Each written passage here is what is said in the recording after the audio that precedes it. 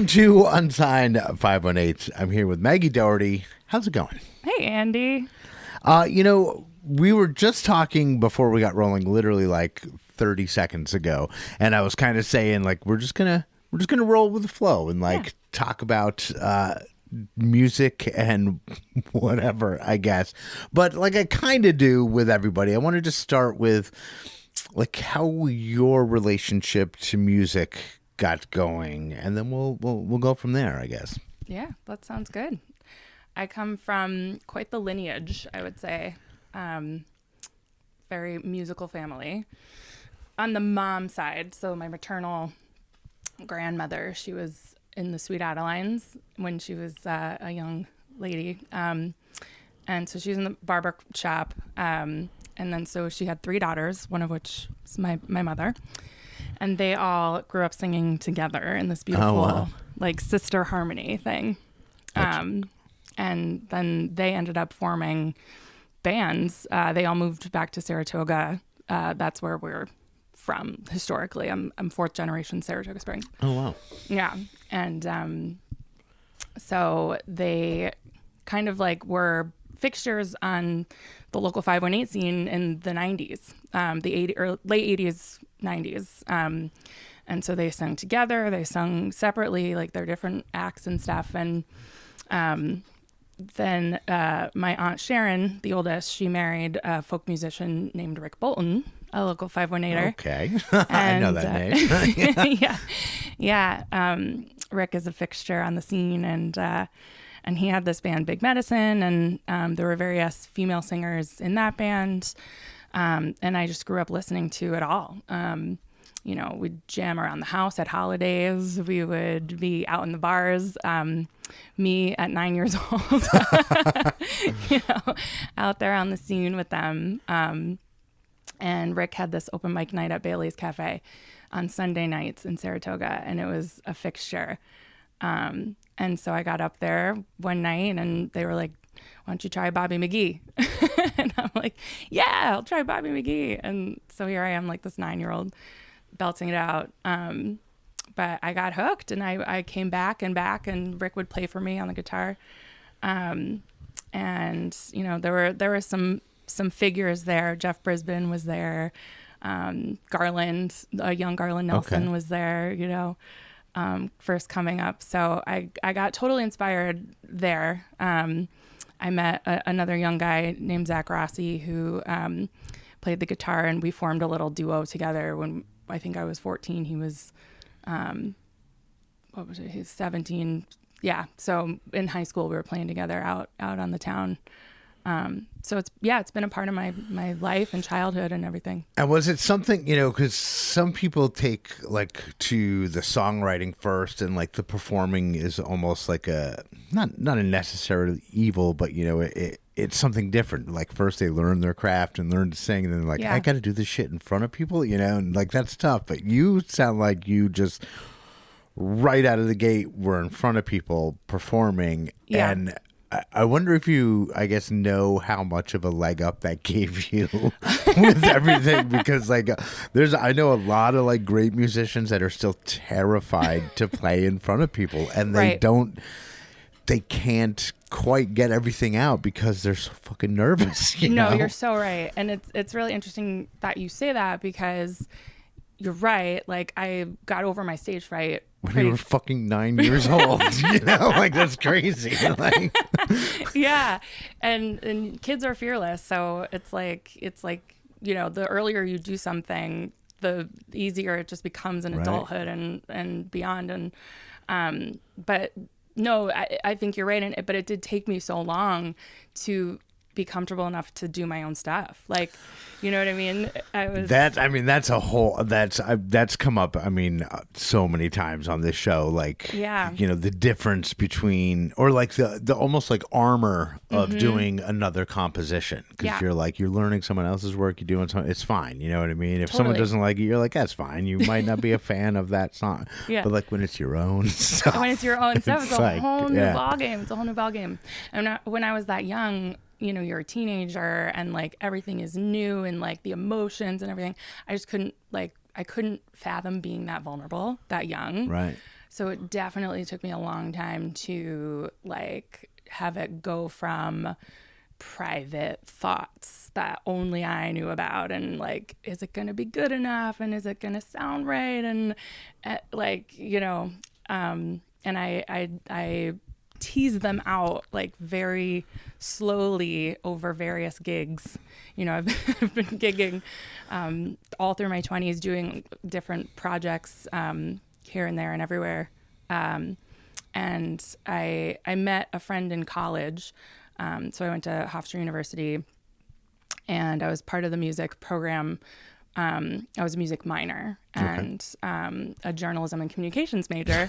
So I always kind of had this different calling too, like multiple callings. And I had my hands in all kinds of different things. But I met my friend Erin Willett in college, and she was a super talented singer, vocalist, and songwriter. And I just idolized what she did because she was so comfortable and kind of knew who she was as an artist. And I watched her do it, and then I got involved with her band, and like I was doing harmonies with her and playing keys in her band. And I was happy to support and watch and play that role on the side to kind of watch an artist blossom with original stuff. And that finally kind of inspired me to go over the line and do it myself. And I think that's a good, like a good headspace to be in, like at the time that a lot of people may not have been able to be like, hey, I'm going to watch this person and I'm going to learn and I'm going to encourage my friend and, watch that, like you said, watch them blossom. Like a lot of the times musicians, when they're trying to come into their own, are just so focused on themselves that it's hard to, not appreciate, but it's hard to encourage someone else because you're almost like, I need all that for you, for me. I need that all for me. And if I put out, so I love that you were like, I'm going to take time to watch my friend and encourage my friend. And that ended up giving you a nice foundation because and that I was kind of thinking when you were talking about that, like you were talking about other people's songs and your own compositions, like, and you said you would kind of leak some out here and there. Would you bring attention to the fact that it was like one of your own compositions, or would you try to sneak it in and just kind of totally snuck it in? Perfect, because that's exactly what I would have done too. Like, it's like just play one and then hope that someone's like, hey, that one, who wrote that one? Right, and like, right. Oh, that was fucking me. Yeah, that's great. But did the confidence come? Like, I guess how quickly did the confidence come? Because you obviously have the chops, you have the ability to get in front of a crowd. Yeah. I guess that one missing piece was the ability to write or put your own heart and soul and original compositions in front of a crowd. Was that? Totally. And I think the sticking point for me was I historically was just a vocalist and not a musician. Well, you can debate we can debate what is what. But, I had this insecurity. I can't play for myself, so I have to rely on somebody else to do it. And then 2020 happened, and we were all in our little pods, and I picked the guitar up, and I was like, no one else is going to do it for me. So it was out of necessity. Here we go. Necessity fuels creativity time and time again. Totally. Like, I love that. You're like, no one else is going to do it, so fuck, no one's coming over. That's 100% what it was. And it was necessity, and it was by force and repetition. And there was that virtual open mic night Rick was involved with putting on. And I had a slot, and I was like, all right, here we go. It's me, and it's the guitar, and it's my laptop, and we're going to do it. But I had the time to kind of like get those, it's the classic singer, like, G, C, D, E minor, like learn your campfire chords, and you've got the whole campfire chords. Like, I love that term. Like, I love that so much. Cause like literally you'll know 3 chords and you can play 10,000 songs. The entire American pop. Like, absolutely. Yeah. Absolutely. So you were kind of, it was like quarantine style. So you almost like had like a little buffer between you and a in-person audience, which is kind of cool. Yeah. Because I think that's easier. Yeah. Like, because I did the same thing where I was like, during COVID, I was like doing like little acoustic videos and putting them on Instagram or whatever of just me doing cover songs or whatever. And I would never have done an original song, like even in video, because I would have been like, nope, nobody gets to see this. Right. But I don't know. I think it's cool to talk about that transition from, because everybody has that like curious observer of music, tinkering in music, starting to figure shit out, and then now I'm doing this, and it's different for everybody. So I love that. Yeah. So, playing, I guess, out and around in Saratoga and then in college, like, were you mostly doing like solo acoustic stuff? Did you do a lot of band work? Yeah, it was, well, I had a cover band. So I had my duo with Zach, and then I had a cover band, Maggie and the Locals. And it was drums, bass, and guitar. The guitarist swapped between guitar and piano. So it was like full band stuff, full band, quote unquote, covers. And then when I got into college, I joined the a cappella group, and it was the singing thing, and that actually helped with my harmony and my blending and improve the vocal stuff. I took my first voice lessons with an opera singer, like a trained opera singer, who taught me all the techniques, how to breathe, how to just think about singing, which was super cool. And then I kind of took all of that, and brought it back home to Saratoga when I played out and around holidays with Zach, with Rick. And then, so it was a mix of both things. And then when I was in the city, in New York, that's where I lived after college. I supported Erin and her band, and we did full band stuff. We did acoustic trio stuff. And then I joined this wedding band, which was like a big production, around 2017. So I always had musical stuff going on in various forms. And then when I came back to Saratoga full time, it became like a solo thing, which was terrifying, but ultimately good, because it set me up to, to do this original thing. And right. Yeah. And it sets you, like, even though it is terrifying to like do it on your own, like doing it on your own, once you get like into the rhythm, it's got to feel just good to know that you can do whatever you want, and you don't have to play any place that you don't want to play, or any music that you don't want to play. You can just be like, I want to do this, I want to play here, I want to play for these people at this time. And I don't know, people take for granted, I guess, how much that means to someone to be able to, it gives you a lot of power. It gives you a lot of agency. Yeah. Which is important. And, and I love the big band. I love, I just love it all. So having the option, to do larger scale stuff, or to just do a quiet, intimate thing, it's like that variation is so what it's all about, I think. Yeah, and it keeps it fun, and it like, because, unless people are making, their living doing music, it's got to be fun. Totally. Or else it's, I mean, I guess even if someone's making a living, they would want it to be fun, but once it becomes that level, there has to be a certain level of seriousness to it and a certain level of business to it. Right. That I kind of personally don't ever want to find out. So I'm like, I just love doing it. Yes. And I would hate to be in a situation where I'm like, I got to go play my fucking bass. This sucks. Totally. Like, yes. And that's never what I wanted music to be for me. Me neither.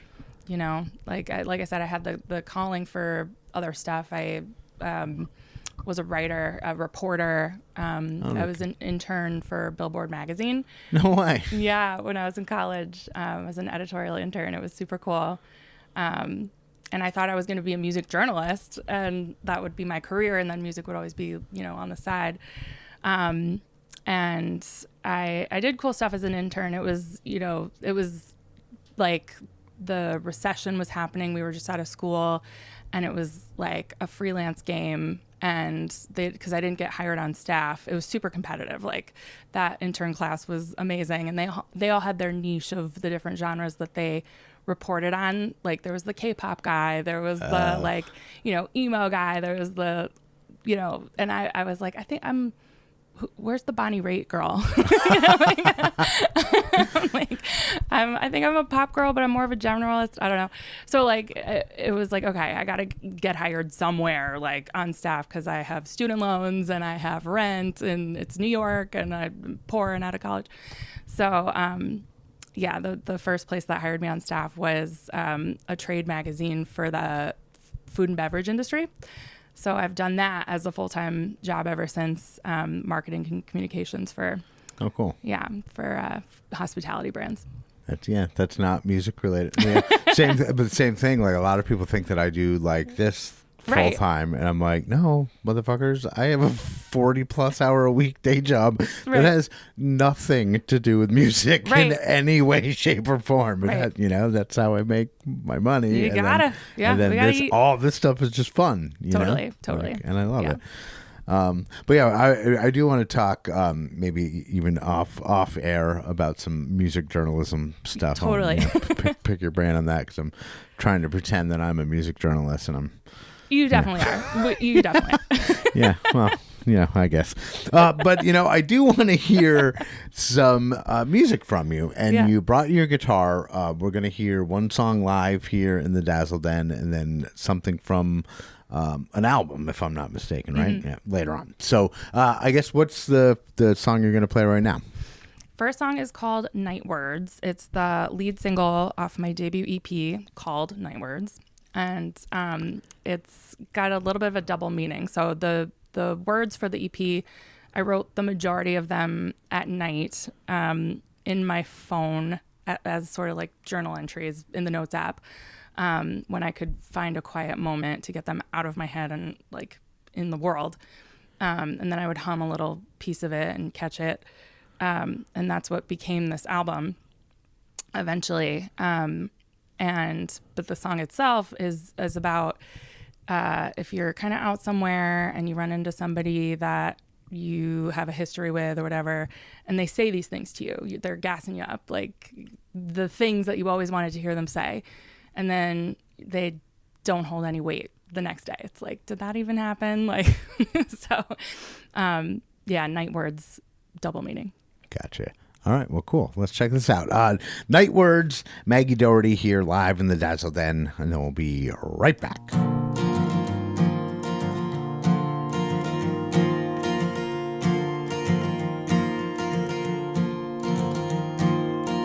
Drove out to the edge of the night with the dawn at our heels.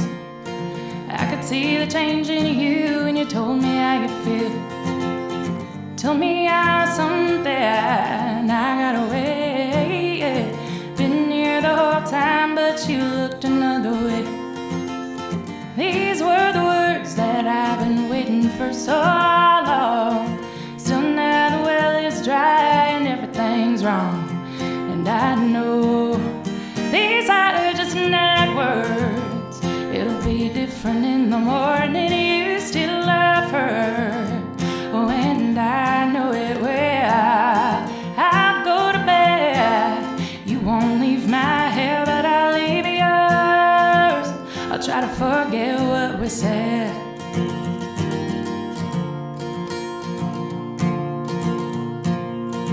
At the bar at 2 a.m., talking all day long.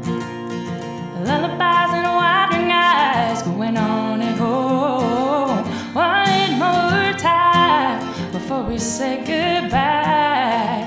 Old friends are watching us from the corners of the ride. They don't know what I know when I listen to you spell. Our dreams dance away from me like a wave in the wind. Now these are night words. It'll be different in the morning. You still love her. Oh, and I know it well. I'll go to bed. You won't leave my hair, but I'll leave yours. Try to forget what we said.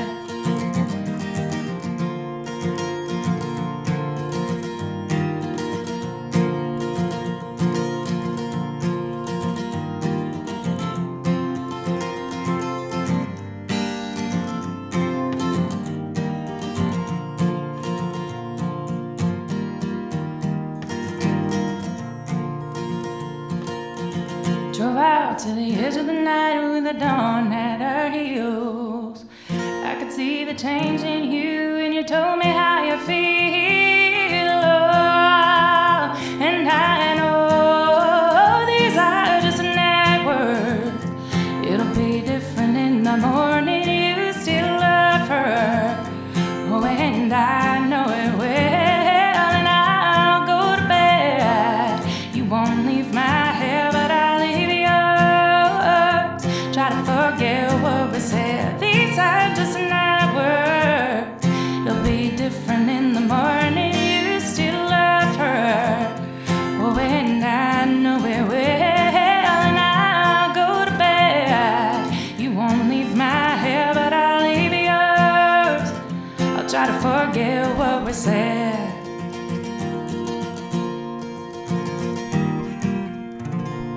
All right, that was Night Words, Maggie Doherty, live here in the Dazzle Den. And, you know, that song is the first song off your album that came out in October. And I know you worked with Chris Carey, who, you know, like is everywhere doing everything at all times. I swear that dude is like 7 people at once. Yes. But yeah, so I guess tell a little bit about the experience of working with someone like Chris on the album. Yeah. So met Chris, I don't even know when, way back. He subbed in and out for Big Medicine, which is the band that I play in with Rick Now and Tim Weckler, Jeff Walton, all those guys from the 90s era, you know, keeping it going. I joined the band when I moved back home to Saratoga, and Chris was on the scene, and I would always see his duo with Tim Weckler. And they're just awesome, and you know, same kind of wavelength stylistically as the original music that I wanted to put out there. And I knew that Chris had a studio, and he's an engineer, and this is kind of what he does. And he's like, you know, I do originals, and I'm like, I know, we'll do it. And then finally, it was the beginning of last year. So I had my daughter in April of 2024. Then I found my groove in motherhood a little bit. We were rocking, and I was like, okay, New Year's resolution. It's time to lay down the originals. And so I got in touch with Chris, and that's what we worked on. We found time to have studio time. I recorded some scratch tracks for him. I had pre-existing scratch tracks from past eras of life. And he took a listen to all of it and started to get ideas for vibes and feels. And so he played the instruments on the recordings from like top to bottom. So like you kind of had, or like the two of you basically had the idea that this was going to be, you were going to put an album together, and started immediately thinking of like a theme for the album and how things can work together. So it wasn't just like, hey, let's make music and see what happens, but like you had like a, not like, I don't want to say like a concept album, but like you had the idea of cohesive material that was going to fit on this one album. Yes. Right from the start. That's interesting, because like I'm always, you know, like I'm not like a quote unquote songwriter per se. You know, I've written a couple songs like here and there, but I always just found it interesting how someone can have the fucking vision to be like, I'm going to get 10 songs that are kind of the same. You know, like I'm like, let me find 2 notes that work together. Right. And if I can do that, maybe I'll add a third in some, but like, I admire the ability to be like, let's make an album and start looking at the blank space as an album right out of the gate. Like it's a cool way of looking at it. Very, very cool. Yeah. And it's like that. I leaned into my influences. So I mentioned Bonnie Raitt, like, you know, that kind of folky Americana, but like country leaning and with some soul in there. 'Cause just the vocalist voice and singing and connecting that way was always kind of my thing. And then Brandi Carlile like came out of nowhere. Like I saw her live, I think, here at Proctor's circa 2014, and then for free at the Prospect Bandshell in Brooklyn. Wow. And I'm like, this gal is it. Like, oh my God. And her style and everything, I'm like, that's what I want to do. And And then her trajectory was so cool. Like she had the twins and they had that sound, like they locked in with the harmonies and everything.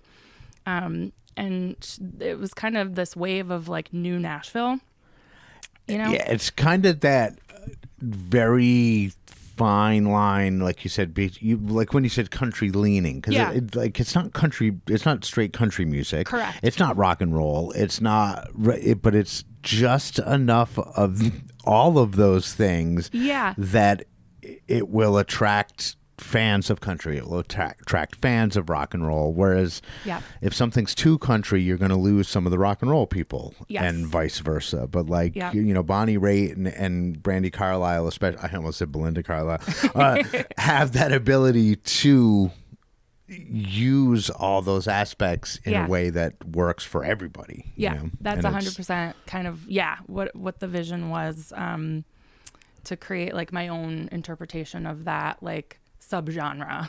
Right. And there were other players there too, like Casey Musgraves, even Miranda Lambert's more central stuff, like Tin Man is a cover that I've always played, but it's such a like, it's just a folk song. It's just, you know, like an everybody song that can grab anybody, and it's just her and the guitar, and that was the sound. You know, that was my vision when I was humming melodies into my phone and writing stuff into my phone. And I knew Chris could help me get there. And he very much did. And so did you like have a lot of conversations with Chris about stuff like that? Like, hey, I wanted to sound like this, or a little bit of this, a little bit of that, or... Yeah, definitely. Like, and it was a lot of like emails back and forth and texts and like... But he also has such great instinct and intuition too on his own, lived musicianship that I was very open to as well. So it was both of those things, I think, coming together to create the final project. Yeah, it's like I said, the looking at something as a whole like that is something that I can barely wrap my brain around. And I mean, my band put out an album, I don't know, less than a year ago, and it's not cohesive. You know, it's not cohesive. It's a bunch of different. Totally. And that's like how we are, but it makes me think. I'm like, how do people make songs that are the same but different, or you know, like it's and like there's one track that's a little bit more poppy and a little bit more R&B, and like Maren Morris influenced with what could feasibly be on the radio. I don't know, they're not really radio tracks, but I wanted to make sure that there was something for various types of fans on the collection. Yeah, that's a good way to do it, a good way of looking at it. And I think, having Chris on your team is a solid decision as well. And so that's how many songs are on the album? So it's 5 on the EP, and then there's sort of like a part 2 that is, to come. Okay. Yeah. Are in the works? Are you working with Chris again? I'll definitely go back to Chris. And we had an EP release show at the Cock and Bull back in October, and the Rodeo Barons, Chris's bigger band, folk band, they backed me up, and we played a couple of the forthcoming songs as well. So that's awesome. Yeah. Do we want to play another song like from the album, like the recordings? Yeah, I think that would be great. Yeah. Which one do you want to do? We could do the last one on the EP is called Winnie Girl, and it's about my daughter Winnie, and she's 1.5 years now. This one is a bluegrass song in spirit. And it definitely has that sound on the EP. Sarah Milanovic plays the fiddle on the track. And she did an amazing job. It just was the perfect sound that I was going for, just to capture like pure joy and kind of, sing along harmonies, and, you can clap along. And we closed the live show with it, and it's a great end note. Cool. Yeah. All right. Well, let's check out Winnie Girl, Maggie Doherty, and then we'll be right back to wrap it up.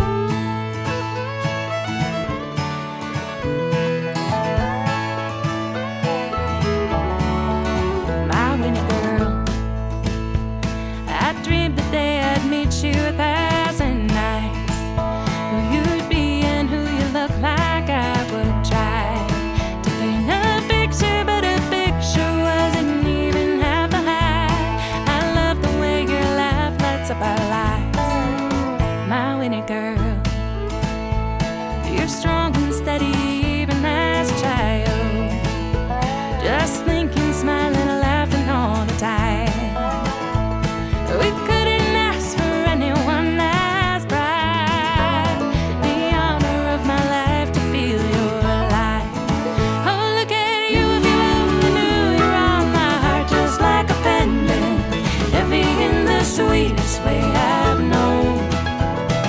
A few days in, somehow you're already independent. I know that you'll be just fine in this world, my Winnie girl,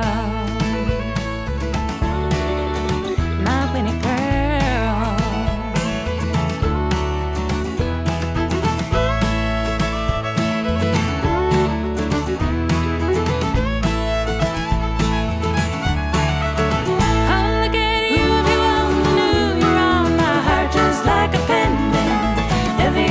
Sweetest way I've known. A few days in, somehow you're already independent. I know that you'll be just fine in this world, my Winnie girl. My job is to make sure that you will know how precious that you are to everyone you know. Oh, you only child deserve the very